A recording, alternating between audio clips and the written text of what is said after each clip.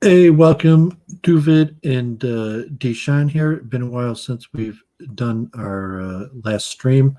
Just been in contact. We live, not too far, but a good 20 miles away from each other in the city, so just hadn't worked out to stream lately. But we wanted to do a stream related to the primaries, at least some coverage in Michigan. Yesterday happened to be Purim, so didn't end up streaming yesterday on the primary night because of the Jewish holiday. But thank God, glad to have Deshaun back in my studio. And we're going to talk about primaries, specifically the African American vote, kind of what happened with Biden and Sanders. What does it mean for the elections moving forward with Trump and some of the local elections like Rashida Tlaib and other things. And then, we're definitely going to have to talk about coronavirus and what's going on in Israeli elections and the stock market crash.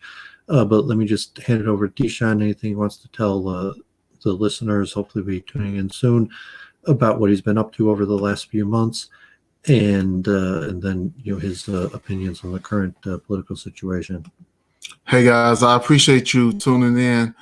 I just want to make an early disclaimer to say that this is a broadcast and a stream strictly about political analysis, strictly nonpartisan and across the board. I share my opinions and insights with you, being a political scientist myself. I just want to get that clarified early because this isn't a bashing campaign, but a political review of what occurred in our local elections as it relates to the national election coming up.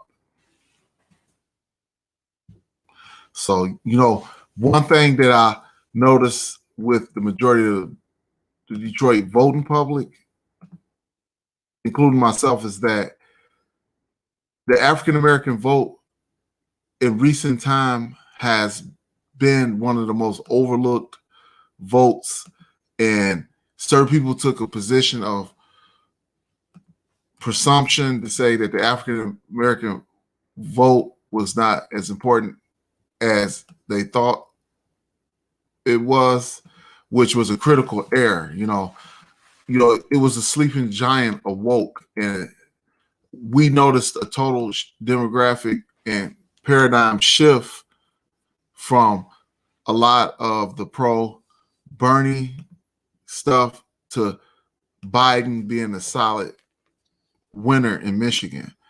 And see, people don't really understand the full extent of what a battleground state entails, is that, the voting public is very flaky and it can turn at any given time.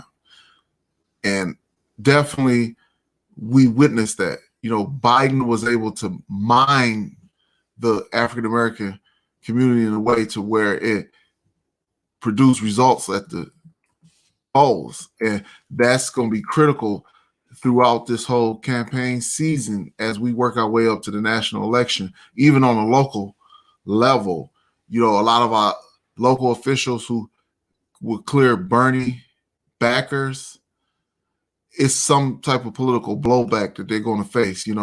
Savvy opponents will have the fodder to use against them and say that clearly politically you inept because you picked the wrong horse, so to speak. So, you can pick up on those points, do it. Yeah, I mean, you see Biden won every single county in Michigan. Even Detroit, Biden won. Wayne County, Biden won by over 20%. So he actually won Detroit by a higher margin than he won the state at large, meaning that Biden probably performed better with the African Americans than even statewide. But also, Sanders had beat Clinton pretty soundly. Almost all the counties, rural counties, went to Sanders. So, certainly a surprise. And, we're going to get into this kind of like why did Biden do so well among African Americans? You look at Mississippi, 81% of the vote. That's largely an African American vote. Missouri also, Washington that still hasn't completed it, and then also moving into because we hadn't streamed in a while, like to talk about like Buttigieg and Klobuchar and Warren, who didn't really gain any traction with the African American community. And so, like I saw in the real news, there's going to be multiple factors, probably Christianity, values, just wanting to show a time-tested friend of the community. Biden, the Obama connection. I mean, Biden was obviously the front runner going in, but that Biden's doing so well that everyone else would coalesce behind him. He was obviously logical, and that's what's happening.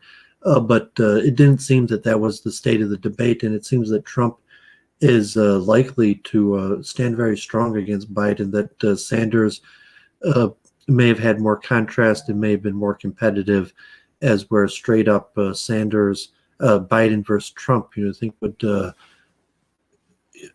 favor Trump. So we can get into that shortly, but what I also want to share with our listeners is, see, Joe Biden had the ability to rely on a lot of historic relationships. Like, he reawakened a lot of the post-60s era type of alliances.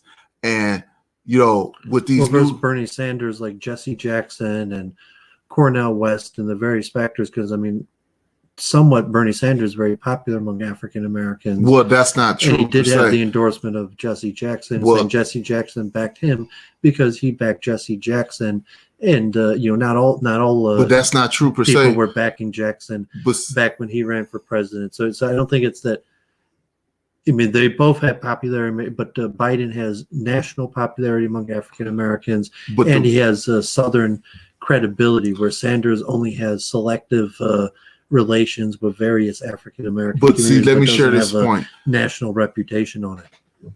The word progressive, coming from the Sanders campaign, and why Sanders didn't win more of the voter bloc in Michigan, especially in cities like Detroit, because the whole concept of progressiveness or progressive ideals was a code word to say, well, African American revisionist policy was at play. Like, people tried to annex the African American political voting bloc as well as voice. So that was a critical error, and it translated to work against those that were involved with it, plain and simple, because a lot of people don't really understand the whole history of African American politics and who African Americans vote for versus who they don't.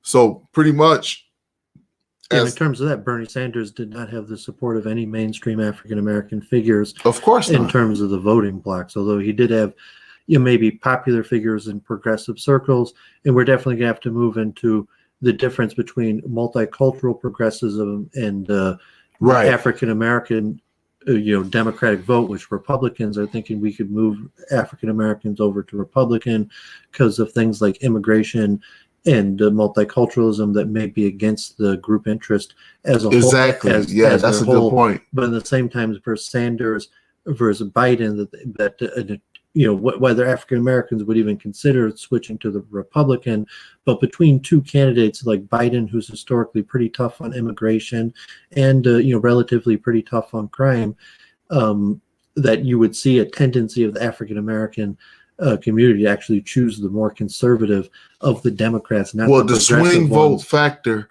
is very important, because, and also we have to tie in Islam and Bernie Sanders' popularity among the Arab American community, in the Mexican American community, as opposed to Biden, who kind of gives this exclusivity role to saying that the biggest true group in the Democratic Party is in fact African Americans, and Bernie Sanders with Rachel Maddow is like the people of color, and he didn't want to differentiate African Americans from people of color in general. Well, the reason why is because the numbers swell. It may be more people of color, quote unquote, but American citizens, African Americans, have a significant edge, because I don't know of any illegal immigrants within that demographic. And I'm just saying that's strictly politically speaking, regardless of whether people choose to exercise their voters' rights or not. it's no non-U.S. citizens within that demographic. You have an incarcerated population, but still yet that doesn't take away enough to not affect an election. And well, there are a substantial amount of Africans here, like especially Nigerians, it's even African and African Americans is different. I'm talking about U.S. citizens, because non-citizens don't have the right to vote in any of our elections. And you see, these are the factors that are starting to add up because, amongst African Americans, like you mentioned, we have a lot of pseudo-conservative habits, and a lot of people don't even realize. Like one of the people that inboxed the question, is it true African Americans are more homophobic than any other demographic? Which is, I would say, not more, but the whole LGBTQ philosophy is pretty new in the African American community. Although you have always had people that were gay, but they wasn't outwardly gay. So as a political movement, it's just came out in the open, very recent. Like to be openly gay and accepted in the African American community is a pretty new phenomenon. In the Christian community, to say, okay, you have the African American community is one of the stronger Christian communities, church-going communities. So if you're talking about something that is somewhat accepted within church culture, where there's a level like tolerance and don't pick on the gay, and can the gay still go to church, versus kind of like the secular, godless, atheist, exhibitionist culture that might exist. Certainly, there's a lot of African Americans involved in that culture, but it's not representative of the larger democratic bloc that Biden was tapping into. Right, historical relationships coming from the post-60s era into the 70s, up through the 80s, through the 90s. Like 80s Reagan era, 90s Bush era. African American entrepreneurs. Ironically, it's probably multicultural. Saying like gay African American. No, I'm not talking about. Is probably multicultural. No, that's a different issue. What I'm raising is just back to the original question was, why did African Americans choose Joe Biden over Bernie Sanders? And basically, that's where I'm at. Continue to clarify the position because it's a lot of nuance in that whole situation, and a lot of people just don't clearly understand what occurred. But basically, revisionist policies from the greater society led to Bernie Sanders' ultimate loss within the African American community, because the broad stroke of inclusivity and multiculturalism wasn't sufficient enough, because like when you put up the other groups' merits versus African American contribution to greater American culture, like they don't even stand up. So basically, ultimately, that's what led to the defeat of Bernie Sanders, because it is no way that you can rewrite American history, and the gains that have been made have been hard won. So to just include everybody else in those particular successes is considered to be politically frowned upon in the local area. That's why, back to what we said, how the political fallout is going to trickle down to the local elections. In particular, like looking at Rashida Tlaib, who replaced John Conyers, I think that it's going to have some political repercussions for her, because she clearly was a Sanders supporter. And even her carousing in the area wasn't enough to get people out to the polls. Even though they had big rallies, they had people that show up, they had a lot of people. It seemed to be a lot, but in the end, it wasn't enough to put them over the top. So these are all the things that have to be reviewed and looked at, because it's another big choice that's going to be made in the presidential election between obviously Biden and Trump. Like, Candace Owens is a force of nature. And, if African Americans are 12% of the U.S. population, conservatively speaking, we could say, like, just bottom line, figures. Only thing the Republican Party have to win the election is between 2 and 3% of voters. Those are those swing voters. Like you have your staunch Democrats, you have your staunch Republicans, but usually the elections are decided by swing voters. So how you feel about that, dude? Like the swing vote factor? Yeah, I largely agree with what you're saying. Maybe we'll talk about that in a few more minutes about the likelihood of people eventually switching and voting Republican. But I'm seeing a few basic larger trends, and you're thinking of the progressive liberal wing that most of our Jewish friends are probably on, versus the more traditional African American centrist Democratic Party, where we've been pushing towards multiculturalism, pro-immigration are some of our big issues. And this demographic replacement is coming to affect the African American communities, where like Arabs and Indians and any other group could be demographically. So it's like, okay, we used to have a black Conyers, and now you have Rashida Tlaib and Arab, and you're saying, but demographic replacement, the number of Arabs is going to keep on increasing, and it's unlikely that they're ever going to get that seat back. And in fact, you're probably going to have more and more seats that were African American moving over to these other minorities, because that's the vision of progressive is racial justice now, like Bernie Sanders, is people of color, is not like specific to the historical slavery and black-white divide, but a larger part of a larger anti-colonial, or whatever the think tanks out of the Ivy Leagues are trying to pump into the Democratic Party, versus the older school where basically minority meant black. And if you were all the other minorities kind of like tried to shove their way into white, Jews or Italians or even Hispanics, that like the essential minority in America is blacks, and policy should represent that.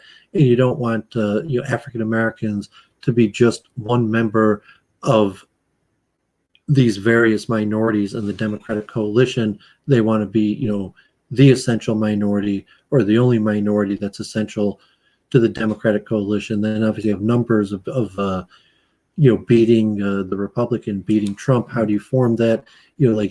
Blacks alone.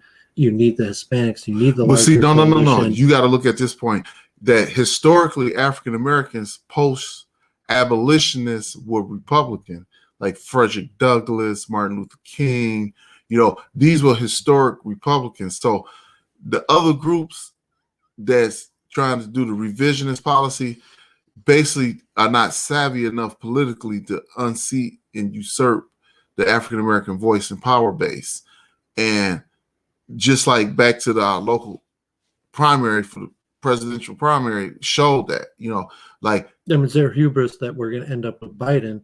The fact that they thought they had blacks in their pocket, and you're saying that no, in fact, the largely the reason it's going to be Biden is the African American vote, and people like Buttigieg or Warren, Klobuchar, who just couldn't make headway at all. Saying relatively Sanders is doing very well among the African American community. It's just that people are voting for Biden almost like they voted for Obama. Exactly. In terms of like Buttigieg and the other candidates, they had a hard time getting any support. Well, party loyalty is number one, but what becomes difficult and problematic for those that would try to make inroads into the African American community is the lack of knowledge of Black culture, not African culture, but American Black culture is basically a big inroads into the society. Let's say if you don't know about certain cultural traits, like from the food, clothing styles, historical Black figures, then you're going to have a whole lot of problems, because African American voters historically are distrustful of all outsiders. It's a completely different demographic. So if you're a Jew in the Northeast or even California, and you're used to multicultural, multi-ethnic organizing, and you organize with Black activists, and those people are less affiliated with the church or all Black institutions, and they're also used to cultural organization that's not representative of the majority Democratic black vote, right? That is more Exactly. through the church, not the political activists. So Right. like the blacks who are politically active all the time, when it comes down to voting seasons, don't actually sway that many votes. It's more the the organizations, the African Baptist church, and then when you get into the South, council, you have the pastors coalition, because see, and then you have in the South the black universities that that where you actually have a center of blacks that run their own institutions and get together and make a decision, and usually those are very distant from the blacks who are running political activist associations, even things like Black Lives Matters in cities where Jews might be working together. Well, let me speak upon and that. The likely ones that would be working together with Bernie Sanders. I mean, there's a lot of blacks in America. There's tens of millions of blacks in America. So saying Bernie Sanders could have a coalition of millions and millions of blacks. But see, this has to be understood. The Biden coalition is speaking for a majority of tens of millions of blacks. Well, as opposed to Buttigieg, Warren, Klobuchar, who basically have close to zero blacks. Well, the black power brokers, the entrepreneurial class, the educated folks, like you mentioned, in historical black institutions, as well as white institutions like universities. The church itself was a political platform. That's why Martin Luther King was such a historic and iconic figure, because they were politically savvy even back then, because they knew that trying to fight violence with violence was unsustainable, and they outmaneuvered the society at large. People didn't really understand that approach, but years later I gained the knowledge because of people like Cornel West. In his book, The Cornel West Reader, should be required reading for all people that's trying to understand what it is to be an African American or a Black American. And that's just the bottom line, because savvy whites across the board, like in the Jewish community and other old time activists like the Unitarian Church, the Episcopalian Church, let's talk about like those segment of the black power base, are very hip to black culture, and that, Detroit being one of the centers of black culture is always a big influencer internationally about what's going on with African Americans. That your typical Jew probably would have guessed that the black community in Detroit would have went with the progressives, and you're saying in generally, okay, 2016 we voted for Sanders over Clinton, and they were coming here that they went with Biden. You're thinking that going with Biden is kind of well, see, let me explain keeping it your to you. foot in the past, and you're saying Like, that Detroit. no. Let me explain this to you. The more solid Southern block. True, that's partially true, but like see, progressive, what has to be understood is that the like, it's a lot of matriarchal hierarchies in the black community. Like, black women, like grandmothers, are very influential in the black community, and a lot of the young voters who are trying to right here, most of the blacks, not most of them, but almost half of the blacks who are my neighbors here are from the South. Oh yeah, and this is upper middle class. That the upper middle class ones that exactly did well and come here and moving straight into suburban upper middle class areas. With some people coming from Detroit, but so half of my neighbors really are here. They entrepreneurs, but see, a lot of the younger African American college students and other involved people in society feel like if grandmother voted for Joe Biden, then Biden must be the choice, because they maternal and parental relationships are based on a lot of that nurturing factor. And this is something that the progressives failed to analyze in a assessment of the situation. They didn't look far enough. And this is like it churned out at the polls, So basically, like I said earlier, that Biden's ability to mine relationships and build upon historical relationships was very essential to his gaining as much ground as he gained. And that is a specific art within itself. Like we ain't even talking about the Obama connection, because he was clearly Obama's VP, but Biden's track record is solid enough to have people take a chance on him, because I would say that the African-American vote is one of the hardest votes to obtain. It takes a very skilled person to make that happen, just like Mike Dugan in the city of Detroit, our mayor current, has that same ability. He knows how to build upon historic relationships and mine certain populists in the community. And a lot of people still don't understand how he became mayor, but Black voters are way more savvy than people give them credit for. So there's like, yes, somebody that can deliver and do the job. We would choose a white mayor or a seemingly white mayor over a bad African-American choice, because Duggan had the credentials, he reminds me of a Chicago politician. He knows how to actually run a city the size of Detroit. And back to the Biden thing, that's the same type of format that's winning, that's edging the Sanders people out, because, a lot of these kids that's on the Sanders campaign don't understand the financial troubles, and like a lot of these people are upper middle class people who were privileged and privy to education and all the other things. So they enjoy certain amenities within the society, but grassroots wise, they have never struggled the way the populace of people that they're trying to reach, and certain people just can't relate to them. That's a fact of Let's nature. look at some numbers real quick. So, you could see kind of shaping up here, just the New York Times map, Biden in purple, Sanders in light blue, or in blue, and a big difference being Hispanics. So, here, this area that Sanders is winning in southern Texas is largely Hispanics, and saying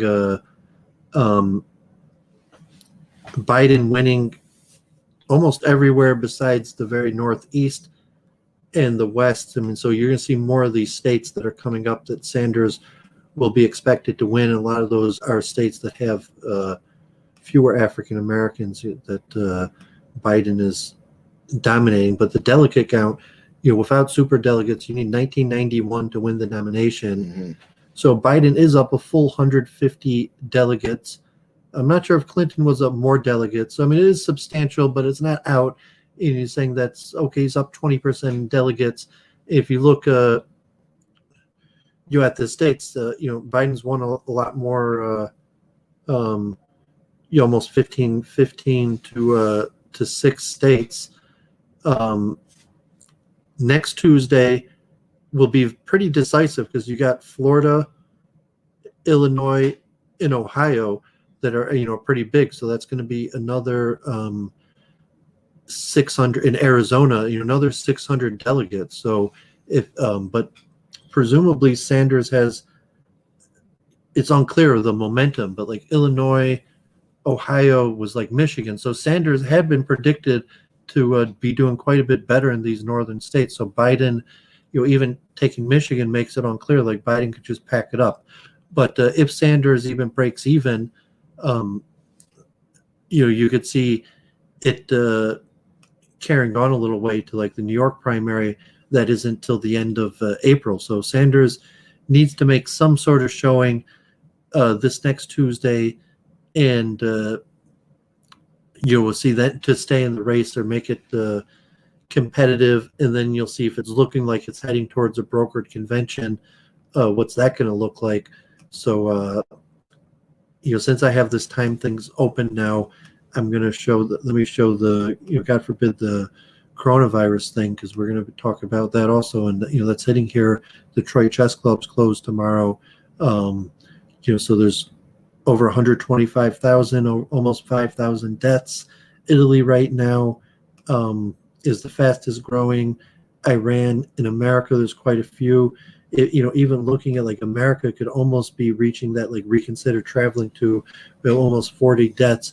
Look at the spread rate. We're in the point where it's, God forbid, reaching like pandemic, like it's going to start spreading very quickly. And then if you look at these like deaths here, like in Italy, Iran, Italy right now, where they have almost 1,000 deaths, but the last few days they had almost 100 deaths a day. It was spreading at extremely high rates with over 1,000 new people infected a day, until they had to slow down, putting 16 million people in semi quarantine or shutting down travel. Even in this area, Israel, New York, but notice also that recovered. Almost half of the people who have had it recovered, and in Wuhan, it appears that they're starting to release some of like that. The worst of it is over for there, and they're looking like they may already be past some of it, but we'll see. So here in Michigan, got its first few cases, and they're starting to precautiously shut down the universities and crazy. New York's over 200, Washington still the most, and God forbid the Orthodox Jew factor.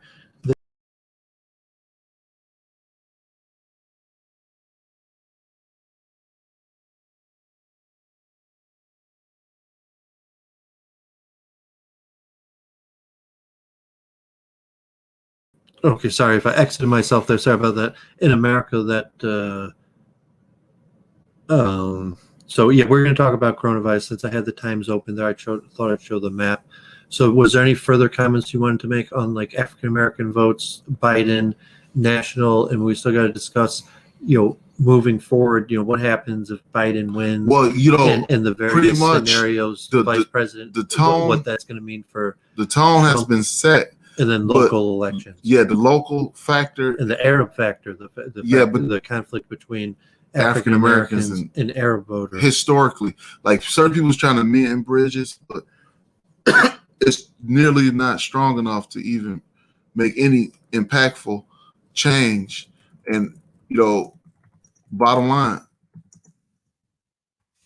this is where I'm coming from, speaking back on our local elected official, Rashida Tlaib. She's not winning any friends in the African American community, because her lack of visibility on a grassroots level. Like, she shows up to organize political events, but I don't see any door knocking or any real substantial inroads being made there. Well, she had it. That's how she won. So we were talking right before we went live, about the difference between national elections and local elections. So like Rashida Tlaib, the main, it was a local election, and for local, even congressional seats, the main thing is the primaries, because it's almost guaranteed to be a Democrat. And it was between a few. When she became elected the first time, she was up against John Conyers' nephew. But it was a low voter turnout.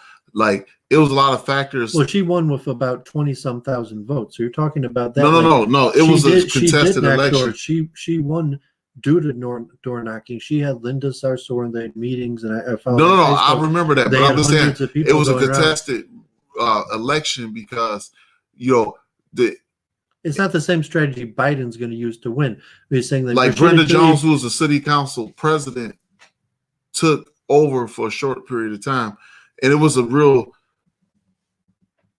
difficult situation to process, because you had literally two elections going on at the same time. But this time, this is not going to happen.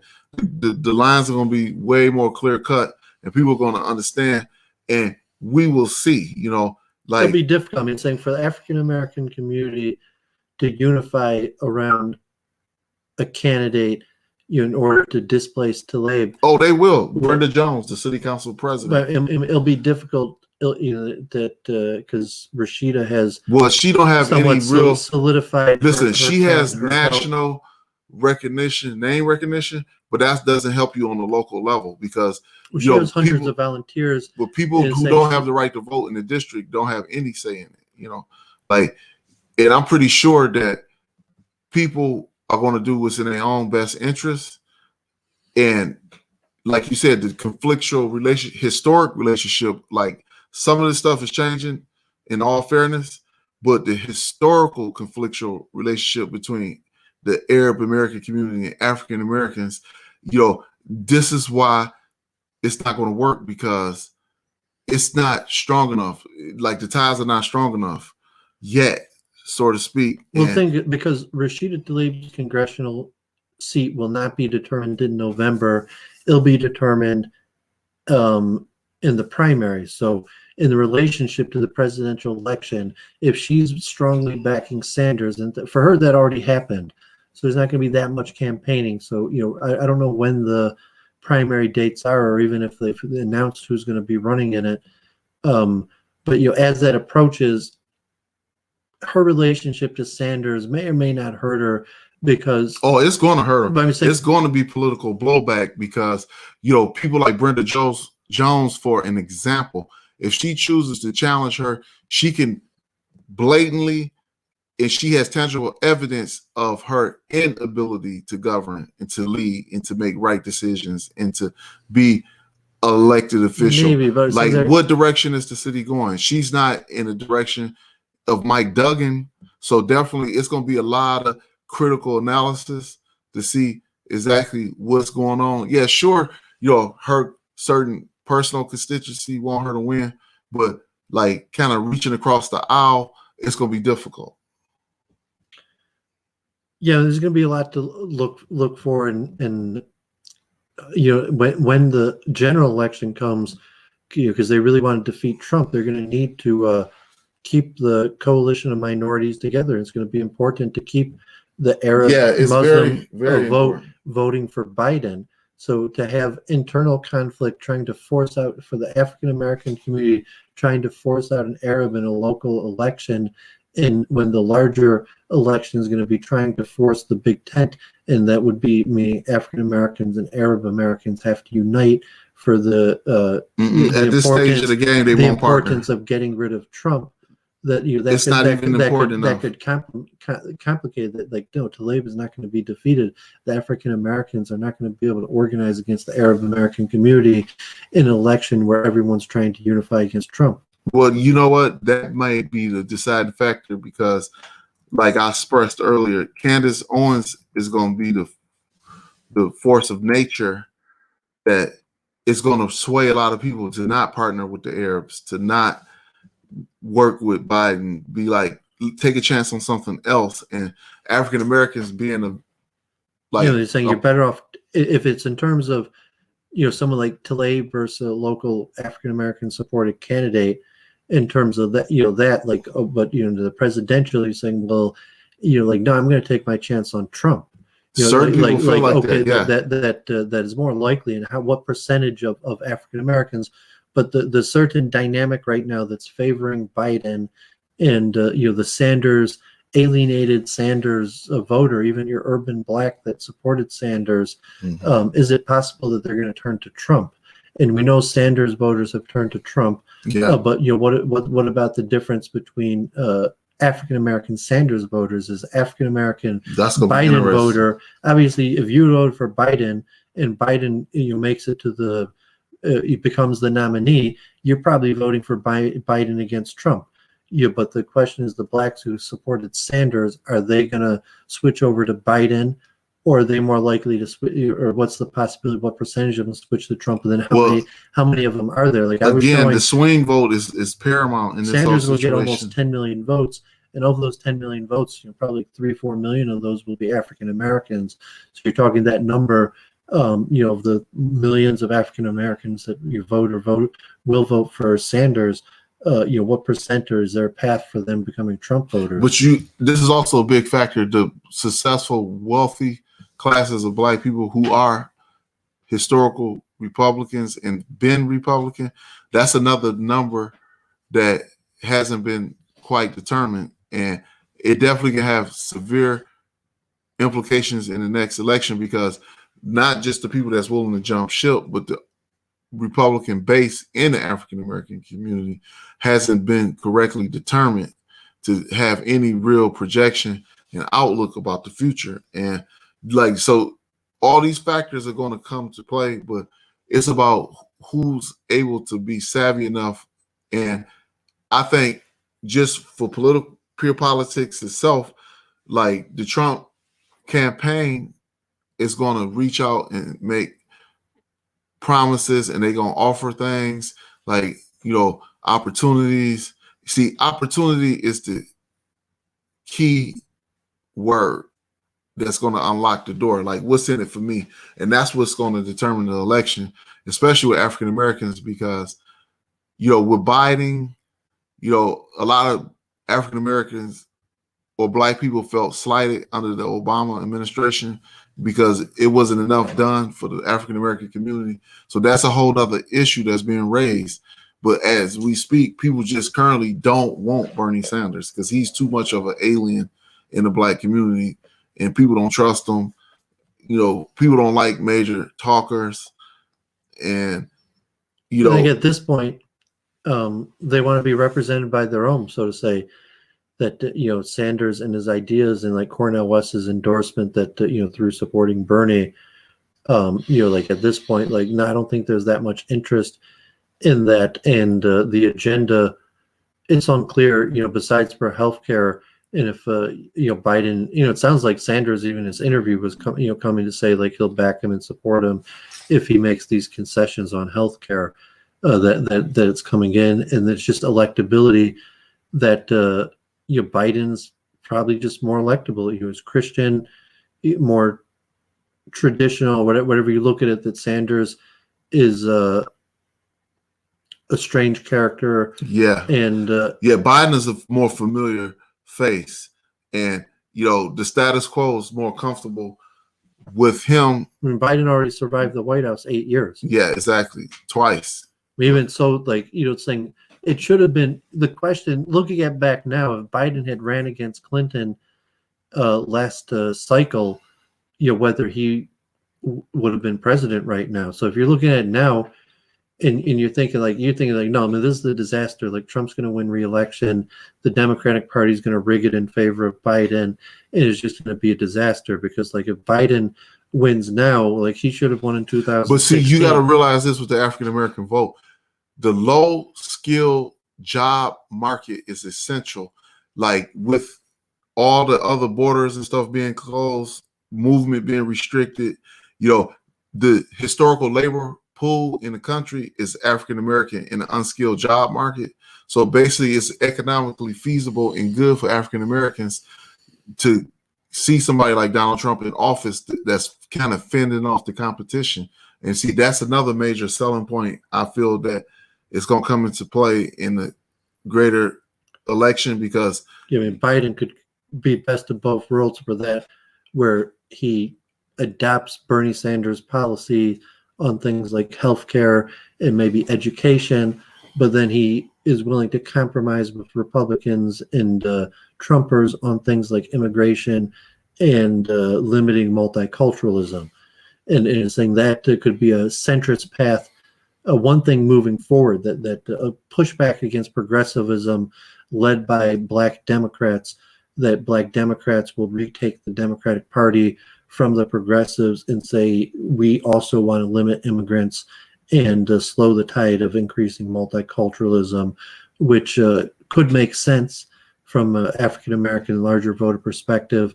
And even if, Biden or Trump, what type Democrats start running, and are you going to see more Tlaibs and but see, David, you got to realize this, and Ilhan Omar, or you're going to see less of them, and you're going to have like clean cut Black Democrats that want universal healthcare, free education, but are no longer like on the forefront of pushing homosexuality and immigration and multiculturalism. But this is another point that we brought up earlier off the record.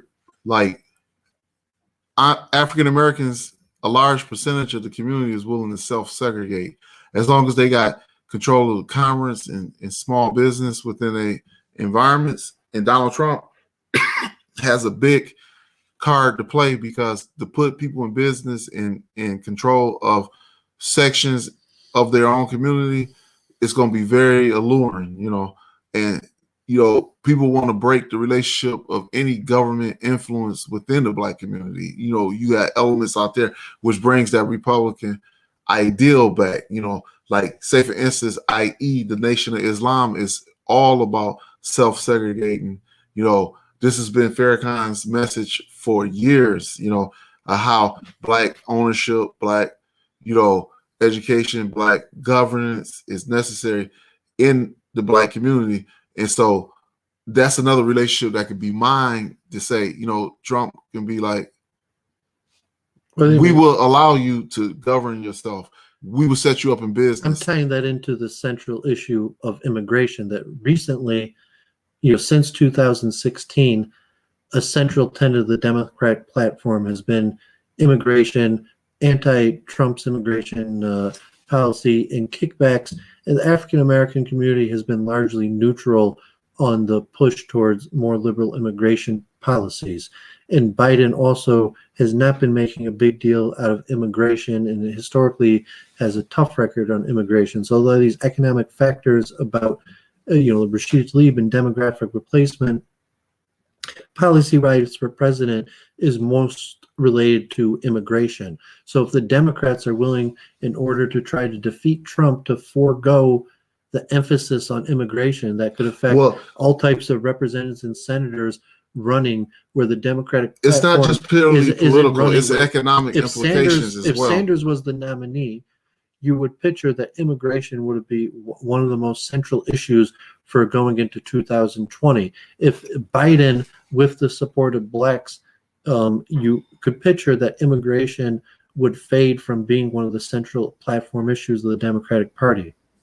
Well, it's not purely political, but the economic allure is great because, it's been an unequal distribution of resources, and anybody that's willing to take that new approach and chance, the rewards could be astronomical, because it's basically when you self-segregate, you cut certain segments of outside infiltration in the community out. You know what I'm saying? So that has economic implications. If African Americans take control of small business in the city of Detroit, that pushes the Arabs out, and others, and then this has global implications because the resource race in Africa. That's unlikely to happen.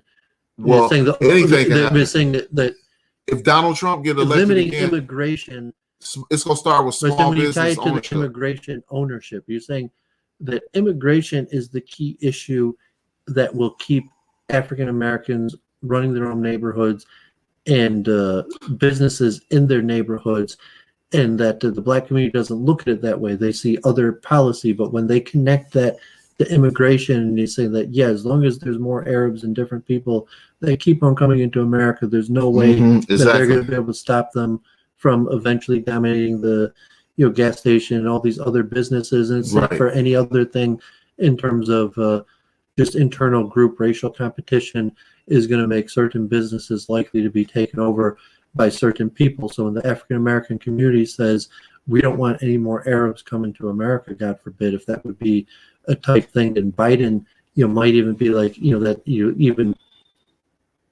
as I said, Biden historically is very tough, doesn't have a history of being liberal in immigration as a Democrat.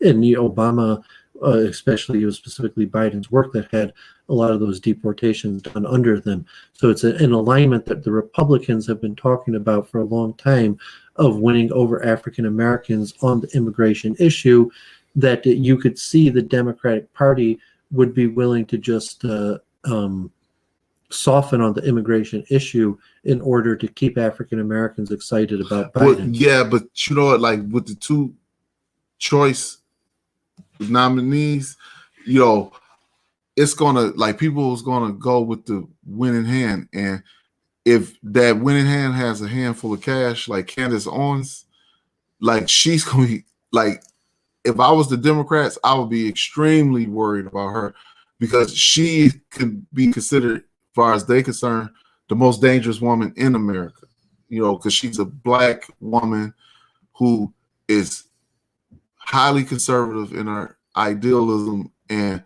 willing to take a load of people with her, so to speak. You know, she could be that 2 to 3% to be like, you know what, she's right. Yeah, you can and see we're gonna that jump ship.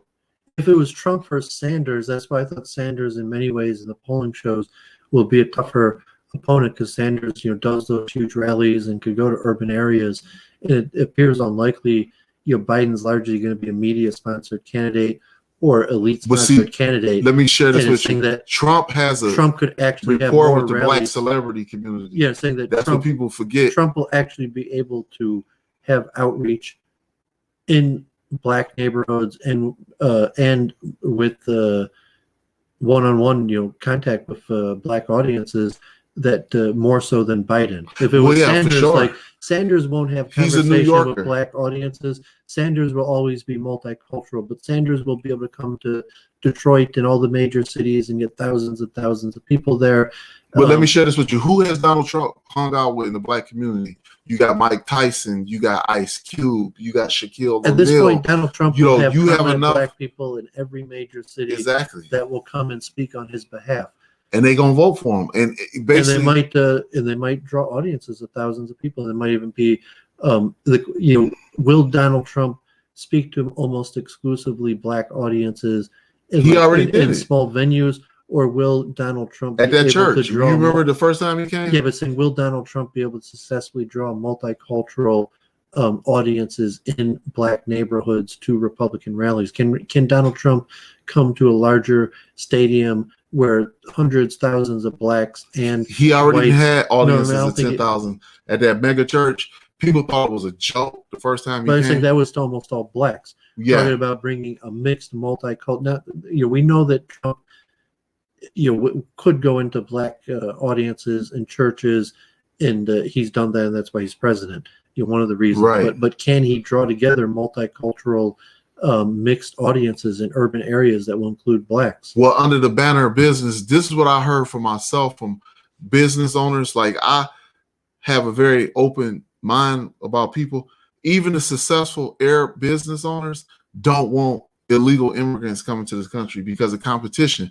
The business community, small business community itself is going to be that multicultural banner that unites against anything that's taking profits out of their pockets. Well, that's what I'm telling you. That's pushback is going to be on the Democratic side, where the pro-immigration progressives could get pushed out of the mainstream Democratic platform in order to prevent an exodus to the Republican side. Well, yeah, exactly. And that's the whole concept of when we talk about the swing. But saying if Biden is the nominee, immigration is not going to be the issue that's going to cause an exodus of people to the Republican side. It's going to have to be something else. Well, it's economics. The business community, like the people that want to be entrepreneurs, like versus the ones that already are, that's going to be a marriage made because people going to, like Donald Trump and his supporters and other people that's heavily in that campaign is going to be like, if you want to be like us, come to us and we will train you how to run a business. We will train you, but as long as you keep out all the illegals because they undermining the system, so to speak, and that's not to pick on them, but at the same token, this is what people do. They think politics is what is in your best interest. Self-preservation is a part of the human makeup. If you knew you were going to have very limited amount of immigration, worker trainer programs would probably be more successful. Now that we know we have mass amounts of immigration is likely to keep on being high. It economically isn't as useful to invest in your labor. Well, yeah, because and then even Sanders on his issue that he's not connecting his issues together to immigration. That he could enact his policy through limiting immigration. By increasing immigration, it will only exacerbate a lot of the problems that he's pointing out. Exactly, and you know what? The question becomes domestic reinvestment in America. Where's the money going? You got immigrants, illegal immigrants, not just immigrants, but legal immigrants are different than illegal immigrants. You got people coming here illegally, working these unskilled jobs, pooling resources and sending them elsewhere. That's what the big gripe is. And see, the Republican strategy coming up is going to be highlighting that issue because that's a tangible fact. Like you got stuff going to Mexico, you got stuff going other places, primarily Mexico, because that's the largest influx of illegal immigrants. And the business community is going to unite all entrepreneurs because it's just politically and economically in their best interests. So that's why it's not uncommon to see a successful Arab business owner voting Republican, because these guys are into tax breaks, as well as African-American successful business owners and people on the upswing. See, the historic relationship with African-Americans is unique in America. You know, like out of any minority group besides Native Americans, African-Americans been in this country the longest. So this is going to show up in the wash, so to speak. You know, like nothing is going to be left hidden or unturned. And so this is why, like, the whole concept of what Candace Owens said, Blexit, you know, because people do not want to go back to the Obama policies of being an underclass and, you know, a third class citizen. And pretty much certain people, like is a Colombian professor, I forget his name, last name Williams, who was very critical of Obama's policy. So it's going to have some effect. Yeah. Okay. So thank God got more people tuned in. People could rewatch this later. If you turn in later, we spent almost the first hour talking about politics and specifically African-American vote, and you know how it's going to be very important in these coming elections and what might happen. We also, you know, definitely want to cover coronavirus, you know, big issue of public service. I got notifications just today of cancellation of multiple events. Michigan, University of Michigan, Wayne State, you know, DC Yeah, exactly. School, MSU have canceled classes indefinitely or looking to online learning. Detroit City Chess Club, you know, the that I do every Friday, just got canceled, you know, because it's in the public at the lounge of the DIA, and like chess pieces, and like I'm always washing my hands constantly when I'm doing that. Yeah, but a pet peeve about dirty hands. But you know, yeah, we mentioned that earlier. I mean, I'm just trying to give a fill in on the news. Like it is hitting here in Michigan. We know the scenario. Like I showed the map. Right now, it looks like the precautions might be a little bit on the over safe side. You know, all these closing downs, but you know, who knows? You know, well, it's an airborne virus. Well, we're going to talk about the stock market crashing, because you know it's these precautions that are slowing down the economy, and but yeah, definitely. Well, I can share this. Like I've heard opinions like this that they feel like it's a propaganda campaign to do everything to unseat the president, because if things are going bad, then he can't get any credit for things going good. So, no, I mean, it seems to me it's a conspiracy of people in power. So, like, okay, obviously, I'm not a conspiracy theorist in the sense of like there seems to be such a phenomenon as coronavirus that's infected over 100,000 people and has killed thousands of people. And, you know, it seems like, yeah, like people are dying in Seattle and people are getting infected, you know, especially in the Orthodox Jewish community outside of New York. And people are dying over, you know, close to 1,000 people have died in Italy already. But these are older people. They say the coronavirus is like flu and fever symptoms. And the majority of young people who got good immune systems, like it's like what they call it, COVID-19 or whatever it is. You know, it's just too much uncertainty. Like as a radio broadcaster, I have another program. This woman tried to get me to go and be alarmist, and I was like, no, I don't know enough about coronavirus to even have an opinion, really. But at the same token, you know, people was watchful. You know, like take your vitamin C, wash your hands, be vigilant. You know, even at the school, you know, a lot of people that's being detained or self-segregated is people that had international travel. Like I do know the study abroad program was shut down and all above. But at the same token, when the weather heats up per se, it's supposed to, I guess for better words, eliminate the virus, because hot weather, you know what I'm saying? So they say. I haven't seen the real accurate numbers. Me and Deshaun have both worked with food in the past, and generally have relatively high cleanliness standards, and are always the best. Talking about increasing cleanliness standards. Well, let's talk about this. Like Michigan's licensing for the medical profession. Like Wayne State has one of the best, if not the best, emergency medicine programs in the whole world. People come internationally to come to our medical school. And licensing for nurses and doctors in Michigan is way higher and much more difficult than majority of all the places I know about, even New York.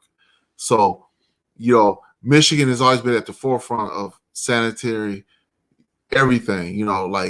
People was doing that, sanitizing when it was even no need. So now it's been on hyper alert. Like the average person, the landscape in Detroit is so touchy to where you could literally get into physical altercation for coughing on somebody. And this is in good times without any of this going on. So now, it's kind of funny that nature of the beast, kind of morphed into what the city has always been. You know what I'm saying, David? Like you mentioned something about touching and smooch culture. You know what I'm saying? The coronavirus has been very instrumental in making people like the touchy-feely culture is frowned on now. Yeah, I mean, God forbid, I don't like seeing anyone get injured, and you want the sickness to end. But I was thinking from that, like, thank God for coronavirus, that it's causing people to take cleanliness more seriously. And like from my historic volunteer work or just talking, like I'm always kind of like annoying people about cleanliness and trying to do it in a friendly way, or doing the food at the various Hare Krishna temples or the downtown synagogue, and you just encouraging people. And then generally, unfortunately, the majority of people certainly have a less cleanliness standard than me, but even to a level where you don't feel comfortable in places due to a cleanliness standard. So in that respect, like, thank God for coronavirus to get people to take cleanliness more seriously. But we could be getting serious. God forbid, we don't want to see people dying in the hundreds daily here. Yeah, it's the elderly that we have to watch.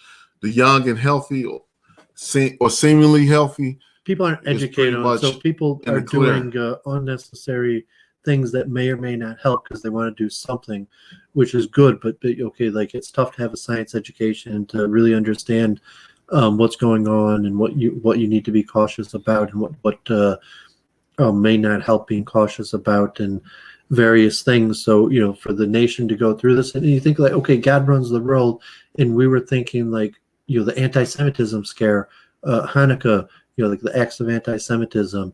And then, relatively, like coronavirus is much worse, something we weren't expecting, just coming out of nowhere, and calling people and then here in America, it's like it's an APAC, the first people in America to have coronavirus. It's like the APAC conference spreading. And I think at this point, the connection, although God forbid, there is still a pandemic among Orthodox Jews, especially in New York, and it's spreading fastest amongst us. That at this point already it's spreading quite a bit, and Orthodox Jews may have been the first ones to get and spread it in parts of America, but God forbid the spreading's reached a rate more where it's no longer within the Orthodox community, and worldwide there doesn't seem to be a connection between Orthodox Jews and the coronavirus, just the randomness that one man got it in New York, and due to Orthodox culture, it spread quickly among that, our community. Yeah. Hopefully they contain this and resolve it quickly, but yet the writing is still yet to be seen. So therefore, like, we hope for the best and keep a positive spin on everything.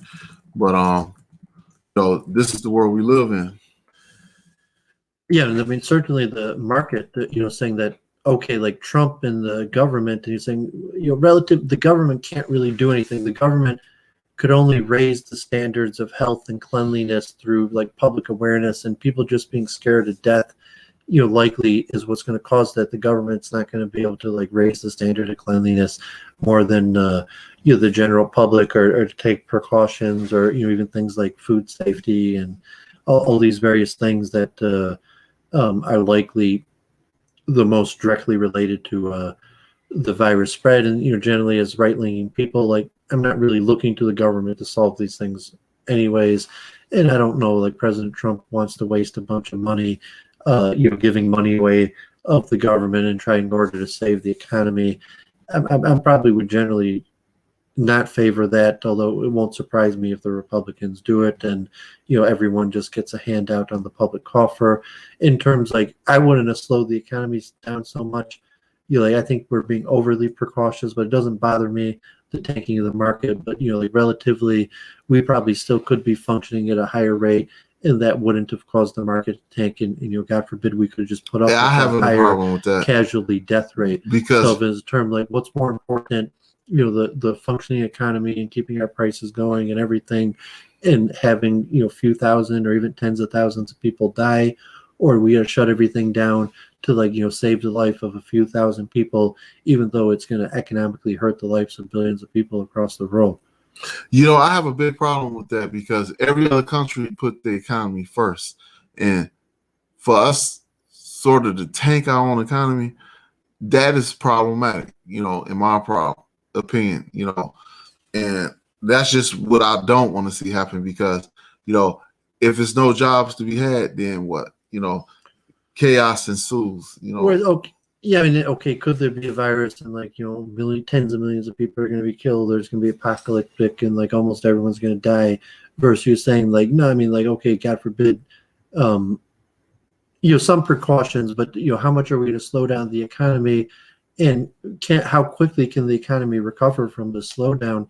And it's really worldwide, where countries all over the world, and who knows, in the U.S., like, we're shutting down. When we start shutting down businesses and restaurants, if the spread doesn't slow, our economy will be shut down much more. The market will probably keep on going down. The economic repercussions could be long-term felt, but in some way that could be a good thing. In the same way, like, God forbid, like, okay, I don't like that people are sick or dying, and that we have to go through all these precautions, but at least on the upside, people are taking cleanliness more seriously. Right. It just so on that the note, economic, like, okay, Bernie Sanders and all this talk about millionaires and billionaires just took a heavier hit from coronavirus than from any campaign, because most people in America don't own any stocks, and the stock market just lost 20% of its value. The majority of that 20% of money was lost by millionaires and billionaires, not your average American. And so from that perspective, you're saying we need to reset the corporate world. The millionaires and billionaires are too greedy, and, like, Bernie Sanders or anything through the process just isn't working, and God sends coronavirus, and the market and the whole economy shuts down. You look at it like this: who's going to benefit? Like, I don't eat out, period. Kosher and halal butchers stand to gain the most, because now nobody trusts fast food, nobody trusts restaurant food unless the ideal of cleanliness is involved, like the kosher standard, the halal standard. So therefore, like, I'll talk to somebody else about that. That's the only chance you really have, as far as on a dietary level, is that you got to get everything from trusted people who have been practicing these particular practices for a while. Wait, yeah, I'm saying, okay, I'm a person who's been taking cleanliness serious, at least somewhat my whole life, and certainly within the last, like, 10 years since I got involved in food or Hinduism or whatever, where these started going through my thought process more, and even Orthodox Judaism and kashrus. But for people who haven't taken cleanliness serious, and maybe they've lived the majority of their life without taking God forbid, I was mentioned, like, I went to there was a funeral at the Hare Krishna temple, and a man, Detroit African-American man, passed away at 60, and I was thinking, like, Bernie Sanders, he probably didn't have good medical care, and if he had good medical care, he probably would have lived longer. And you're seeing that, like, who died? It was his name Mukunda. I have on my channel, but he was like a drummer, African-American convert to Hinduism for decades, and I mean, he's a good man, but I'm saying, like,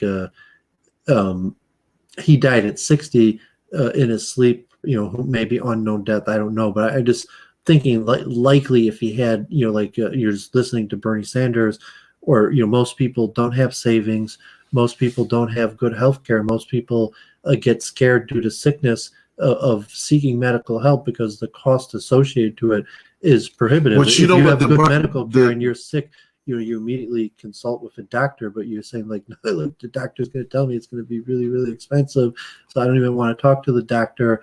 And then you're looking at the, well, that's not necessary. You got to, like, government healthcare isn't the current healthcare that we have.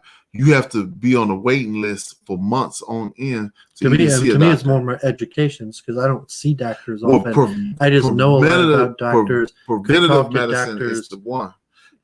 Like good habits, good diet, good hygiene, cleanliness.